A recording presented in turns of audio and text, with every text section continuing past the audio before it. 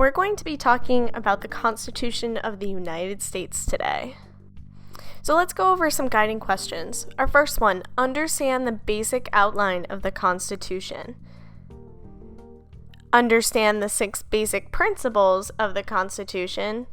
And lastly, identify 4 different ways by which the Constitution may be changed. And while we're watching this video, I want you to keep Abraham Lincoln's quote in mind. In 1856, Abraham Lincoln stated, "Don't interfere with anything in the Constitution. That must be maintained, for it is the only safeguard of our liberty." So let's see if we agree or disagree with Lincoln's point of view. The Constitution of the United States dates from the latter part of the 18th century. Written in 1787, it took effect in 1789. The fact that it is more than 220 years old does not mean, however, that in the 21st century it is only an interesting historical artifact. On the contrary, it remains a vitally important and vibrant document. The Constitution is this nation's fundamental law. It is, by its own terms, the supreme law of the land, the highest form of law in the United States. Constitution sets out the basic principles upon which government in the U.S. was built and operates today. The document lays out the ways in which the government is organized, how the leaders of that government are selected, and many of the procedures those leaders must follow as they perform their duties. Of utmost importance, it sets out the limits within which government must conduct itself. The Constitution also lays out the basic rules of American politics. By doing so, it helps to determine who wins and who loses in the political arena. Even with 27 amendments, the Constitution is a fairly brief document. It's little more than 7,000 words, and it can be read in half an hour. You will also see that the Constitution is organized in a simple and straightforward way. It begins with a short introduction, known as the preamble. Then the original document is divided into 7 numbered sections called the articles. The 7 articles of the original document are followed by 27 amendments, printed in the order in which each provision was adopted.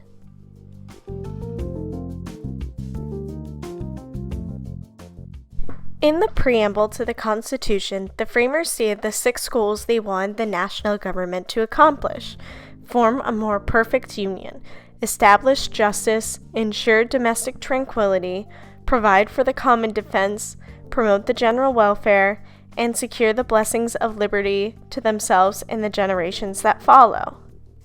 Let's go a little bit more in depth with each goal. The framers were dissatisfied with the U.S. under the Articles of Confederation. They were striving for something better, and the Articles of Confederation had been a grand experiment that had worked only for 10 years, and there were several weaknesses. The new U.S. under this new Constitution would be more perfect. Not perfect, but more perfect. Injustice, unfairness of laws, and in trade was of great concern to the people of 1787. People looked forward to a nation with a level playing field, where courts were established with uniformity and fairness. Today we enjoy a system of justice. It has not always been fair in history, and even today there still exists discrimination, but we still strive for the justice that the framers wrote about. One of the events that caused the convention to be held was the revolt of Massachusetts farmers known as Shays' Rebellion. The taking up of arms by war veterans revolting against the state government was a shock to the system. The keeping of the peace was on everyone's mind, and the maintenance of tranquility at home was a prime concern. The framers hoped that the new powers given the federal government would prevent any such rebellions in the future.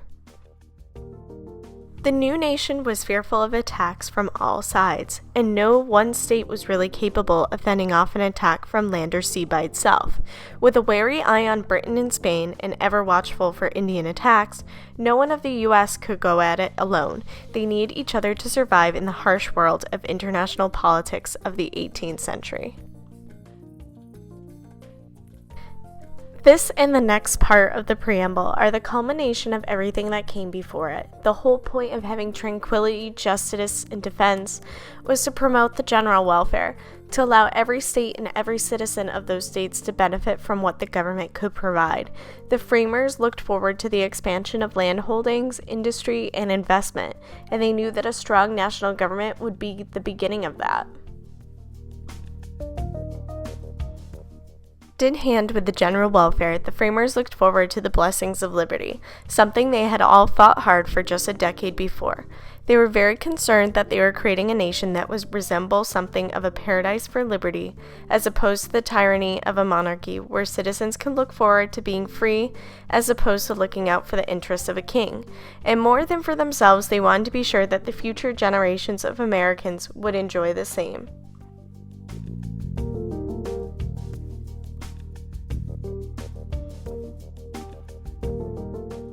The balance of the original document is divided into 7 numbered sections called articles.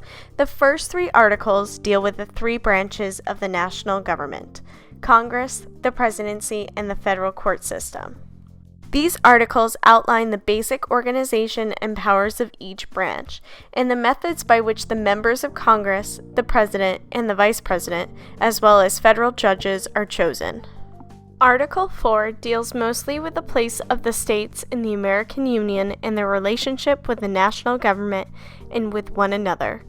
Article 5 indicates how formal amendments may be added to the document. Article 6 declares that the Constitution is the nation's supreme law, and Article 7 provides for the ratification of the Constitution. The 7 articles of the original document are followed by 27 amendments. These are printed in the order in which each provision was adopted. We will discuss some of these amendments in future videos. But for right now, take a peek and see if you recognize any of these.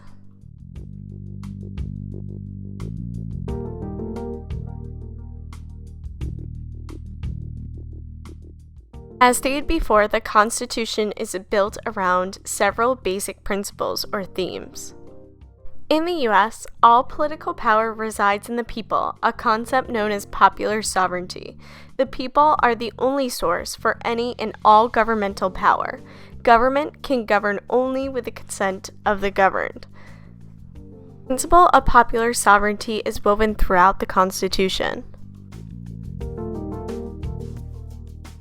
The principle of limited government holds that no government is all-powerful. That government may do only those things that the people have given it the power to do. Government must obey the law. Stated this way, the principle is often called constitutionalism. That is, government must be conducted according to constitutional principles. The concept of limited government is also described as the rule of law, which holds that government and its officers are never above the law. The Constitution of the U.S. distributes the power of the national government among the Congress, aka the legislative branch, the President, the executive branch, and the courts, the judicial branch. Remember, the framers intended to create a stronger central government, yet they also intended to limit the powers of the government.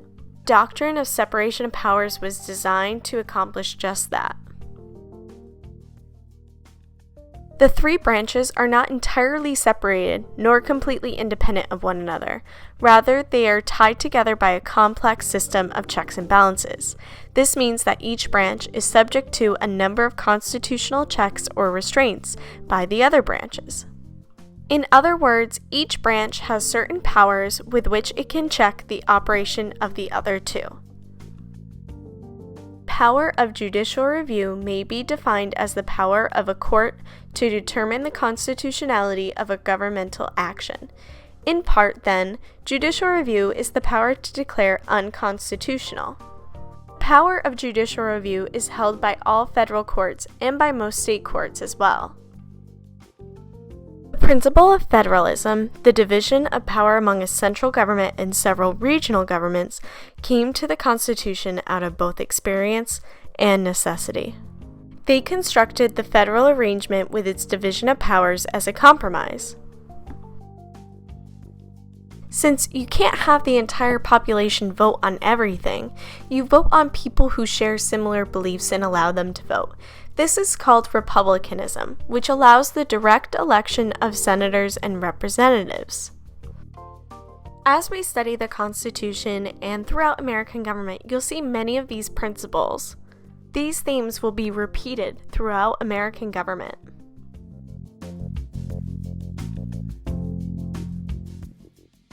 The framers knew that even the wisest of constitution makers cannot build for all time.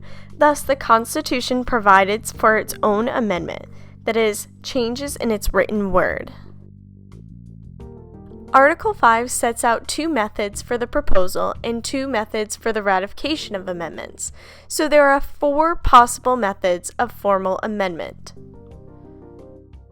First, an amendment may be proposed by a 2/3 vote in each House of Congress and ratified by 3/4 of the state legislature. Today, at least 38 state legislatures must approve an amendment to make it part of the Constitution. Of the Constitution's 27 amendments, 26 were adopted in this manner. Second, an amendment may be proposed by Congress and ratified by conventions, called for that purpose in 3/4 of the states. Only the 21st Amendment was adopted in this way. Third, an amendment may be proposed by a national convention, called by Congress at the request of 2/3 of the state legislatures today, which is 34. As you could see in this, it must then be ratified by 3/4 of the state legislature. To this point, Congress has not called such a convention.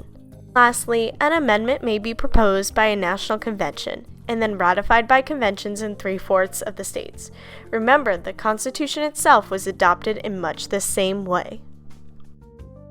This concludes Constitution 101. I have a few things that I would love to hear your opinion on. The Constitution is such an important document, so it's important to analyze and criticize it if need be.